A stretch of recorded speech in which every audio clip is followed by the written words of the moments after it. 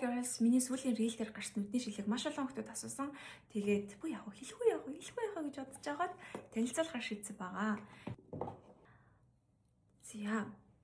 Нэгдүгürt би Gentle Monster-ийн яг ийм загвартай шилийг авахыг хүссэн. Гэхдээ Gentle Monster-ийн нүдний шил бүр маш үнэтэй 200,000 вон, 300,000 вон гэж хэлсэн. Гэтэл Reclo гэдэг ийм гоё брендийг олж аваад тэгээд хэдэр авсан гэж бодож байна. 39,900 вон. Gentle Monster бодох юм бол бүр маш хямдхан, дээрээс нь надад үнэхээр таалагдсан хөнгөн. Тэгээд цэгэр туяаны хамгаалттай ирдэг учраас ингээд шилийн солиулаад авах шаардлага байхгүйгээр утас, компьютер, таблет ер нь бол зурагт үзэхдээ ч гэсэн ингээд зүгээд үзчихвэл болон зүгээр шүү. За ийм шил байгаа. Энэ шилийг бас нэлийн олон охтод асуусан. За энэ болохоор ингэж эффектдэг шил. Gentle Monster-ын шилтэй тун адилхан гэхдээ ямар нэгэн A copy интернет биш яг Reclo гэд өөрийнх нь брендинг гаргаж байгаа шил учраас үнэхээр таалагдсан. За тэгээд дараа чи өөр октодод хэрэгтэй сонин содон гоё зүйлээрээ олццгаая. Баяртай.